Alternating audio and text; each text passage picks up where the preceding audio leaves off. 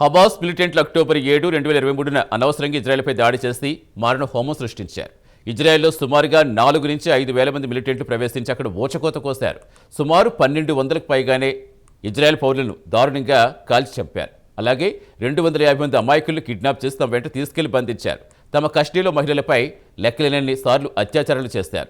పురుషులు, స్త్రీలు అనే తేడా లేకుండా అందరినీ శారీరకంగా, మానసికంగా చిత్రహింసలకు గురి చేస్తారు. హమాస్ చర్యలో పలువురు ప్రాణాలు కోల్పోయారు. ట్రంప్ బెదిరింపులకు పాల్పడడంతో కొంతమందిని విడుదల చేశారు. అటు నుంచి మొదలైన యుద్ధం అలా విస్తరిస్తూ మిడిల్ ఈస్ట్ మొత్తం పాకింది. అమెరికా కూడా రంగంలోకి దిగాల్సి వచ్చింది. అయితే తాజాగా అల్ జజీరా ఛానల్ ఒక డాక్యుమెంటరీ ప్రసారం చేస్తుంది.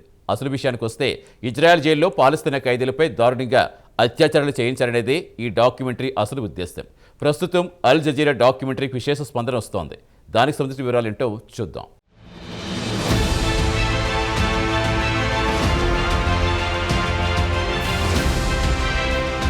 ప్రస్తుతం అమెరికాకు, ఇరాన్కు మధ్య జరుగుతున్న యుద్ధానికి బీజం పడింది మాత్రం అక్టోబర్ 7, 2023లో అని చెప్పుకోవాల్సిందే. ఆ రోజు పాలస్తీనాకు చెందిన మిలిటెంట్లు యహ్యా సిన్వార్ నేతృత్వంలో సుమారు 4 నుంచి 5 వేల మంది ఇజ్రాయెల్ ప్రవేశించి మారణ హోమాన్ని సృష్టించారు. సుమారు 1200 కంటే పైచిలుకు ఇజ్రాయెలీ పౌరుల్ని ఊచకోత కోశారు. సుమారు 250 మంది పౌరుల్ని, వారిలో బాలికలు, యువతులు, మహిళలు, ముసలివారు, యువకులు ఉన్నారు. వారందర్నీ కిడ్నాప్ చేసి వారి పట్ల అత్యంత దారుణంగా వ్యవహరించారు. వారి చెరలో కొంతమంది ప్రాణాలు కోల్పోయారు. మహిళల పట్ల, యువతులపై అత్యంత దారుణంగా అత్యాచారాలకు పాల్పడ్డారు. ఇవన్నీ గత చరిత్ర. అయితే తాజాగా దోహాకు చెందిన అల్ జజీరా అనే టెలివిజన్ ఛానల్ ఇజ్రాయెల్ జైళ్లలో మగ్గుతున్న పాలస్తీనా ఖైదీలతో అక్కడి మిలిటరీ అధికారులు ఎలా వ్యవహరించింది, వారి కన్నీటి గాథను ప్రత్యేక డాక్యుమెంటరీ రూపంలో ప్రసారం చేసింది. దీనికి ప్రపంచవ్యాప్తంగా విశేష ఆదరణ లభించింది.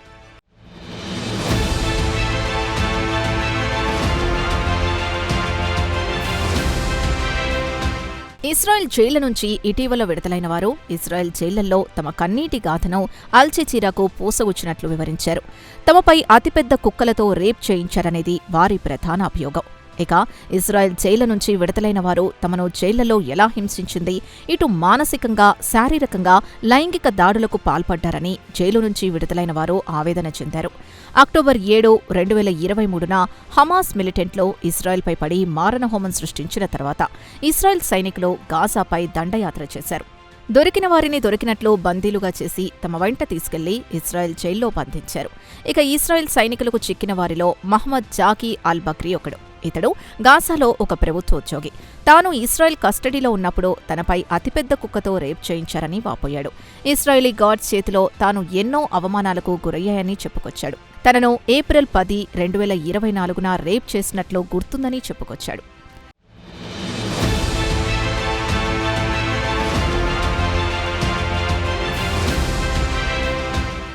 నా జీవితంలో అత్యంత దుర్దినం అదే అని చెప్పాడు. ఇజ్రాయెలీ గార్డ్స్ తనతో పాటు 6-7 మందిని తీసుకెళ్లి చిన్న కేస్ లేదా పంజరం లాంటి దాంట్లో కుక్కారని చెప్పాడు. ఆ పంజరం బయట చిన్న మార్గం లేదా ఒక గది లాంటిది ఉండేది. దాన్ని వెయిటింగ్ ఏరియా అని పిలుస్తూ ఉంటారు.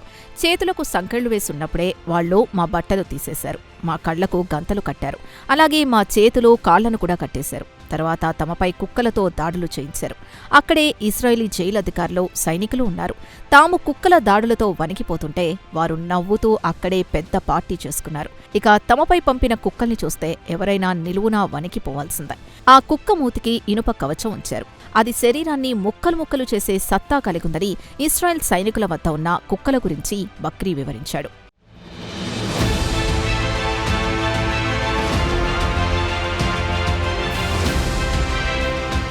తమ బట్టలు ఊడదీసిన తర్వాత కొంతమంది అధికారులు లేదా సైనికులు ఒక రబ్బర్ రాడ్ని తీసుకొచ్చి ఈ రబ్బర్ రాడ్ని సెక్స్ టాయ్లా వినియోగించారు.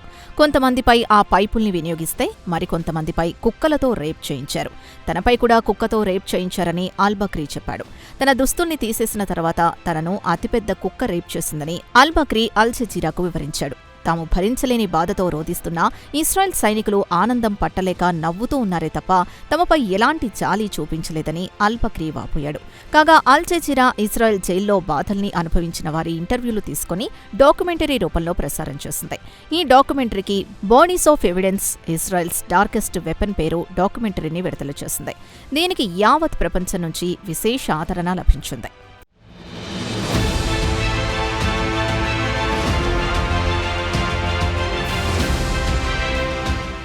ఈ డాక్యుమెంటరీని అల్ జజీరా యూట్యూబ్లో జూన్ 9న విడుదల చేసింది. ఇస్రాయెల్ జైళ్లలో పాలస్తీనా ఖైదీలను ఎలా రేప్ చేస్తున్నారో ఇంటర్వ్యూలో మాజీ ఖైదీల వ్యతల గురించి వివరించారు. జైళ్లలో ఒక పద్ధతి ప్రకారం ఖైదీలను చిత్రహింసలకు గురి చేయడంతో పాటు లైంగిక హింసకు గురి చేయడం, అత్యాచారం చేయడం కూడా జరిగిందని అల్ జజీరా పేర్కొంది. అంతర్జాతీయ క్రిమినల్ కోర్టు న్యాయమూర్తులు, యుఎన్తో పాటు ఆక్రమిత ప్రాంతాల్లో ఐక్యరాజ్యసమితి ప్రత్యేక ప్రతినిధి ఫ్రాన్సిస్కా అల్బనీస్ చేసిన కమెంట్ల ఆధారంగా ఈ పరిశోధన చేశామని అల్ జజీరా వివరించింది.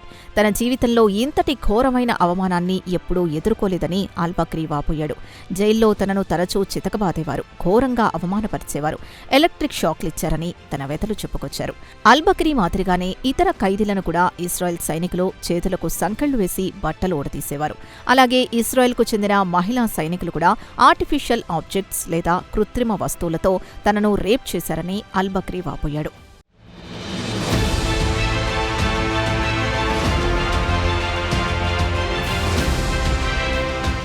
ఇక ఇస్రాయెల్ జైల్లో చిత్రహింసల గురించి వివరిస్తూ తన చేతుల్ని వెనక్కి విరిచి కట్టి, తన కాళ్లకు వేసే చైన్లను తీసి, చేతులకు వేసే సంకెళ్ళు కాళ్లకు వేసి తనను బోర్లా పడుకోబెట్టి నా వీపు, మెడపై తమ పాదాలతో బలంగా తొక్కారని ఆరోపించారు. అలా పడుకున్నప్పుడు మహిళా సైనికులు సెక్స్ టాయ్స్ ధరించి వచ్చి తనపై ఒకరి తర్వాత ఒకరు బహిరంగంగానే అత్యాచారం చేశారని, వారు అత్యాచారం చేస్తుంటే చుట్టూ ఉన్న సైనికులు చప్పట్లు కొడుతూ వీడియో తీశారని బక్రీతో పాటు మరో బాధితుడు చెప్పారు. తనతో పాటు మరో వ్యక్తిని దారుణంగా రేప్ చేయడమే కాకుండా లైంగికంగా నరకం చూపించారు. అక్టోబర్ 7, 2023లో హమాస్ ఇజ్రాయెల్ దాడికి సంబంధించి మీకేమైనా తెలుసా అని ప్రశ్నించడం ప్రారంభించారు. తమకు దాని గురించి తెలియదని చెప్పినా తమను వదల్లేదని ఇస్రాయెల్ జైల్లో నరకం అనుభవించిన వారు తమ వ్యతలు చెప్పుకొచ్చారు. ఇక పురుషుల బాధలిలా ఉంటే పాలస్తీనాకు చెందిన మహిళల పరిస్థితి ఏమంత మెరుగ్గాలేదు.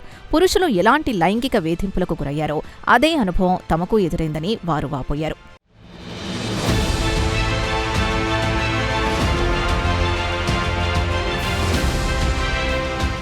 సోదాల పేరుతో తమను నగ్నంగా తమ కుటుంబ సభ్యుల ముందు నిలబెట్టారు. అవమానకరమైన, హేయమైన భంగిమల్లో నగ్నంగా తనిఖీలు చేశారని, పెద్ద పెద్ద కుక్కలతో పాటు ఆయుధాలతో బెదిరించారని, తనను బలంగా ముఖంపై కొట్టారని ఆ మహిళ ఇస్రాయెల్ జైల్లో తాను పడ్డ బాధల్ని ఏకరువు పెట్టారు.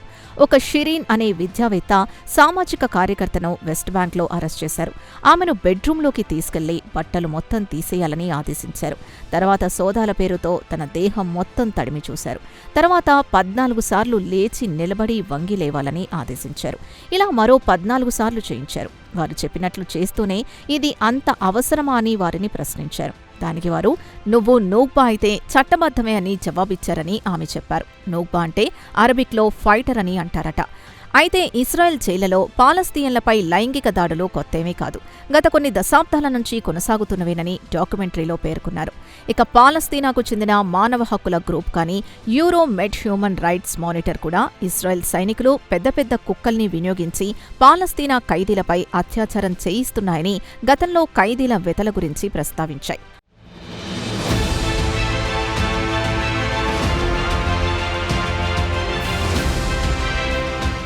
అయితే అక్టోబర్ 2023లో హమాస్ ఇజ్రాయెల్పై దాడి చేసి నరమేధం సృష్టించిన తర్వాత నుంచి ఇస్రాయెల్ ఒక పద్ధతి ప్రకారం తమ జైళ్లలో ఉన్న ఖైదీలను అత్యంత దారుణంగా కుక్కలతో అత్యాచారం చేయిస్తున్నారని గతేడాది మార్చిలో ఐక్యరాజ్యసమితి కూడా ఒక నివేదికలో పేర్కొంది.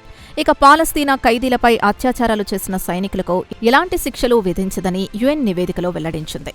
కాగా ఇదే డాక్యుమెంటరీలో పాలస్తీనా ఖైదీలపై టీమాన్ మిలిటరీ జైలులో అత్యాచారాలకు సంబంధించి జులై 2024లో 5 సైనికులపై మోపబడిన కేసుల్ని కూడా ఉపసంహరించారని తెలిపింది.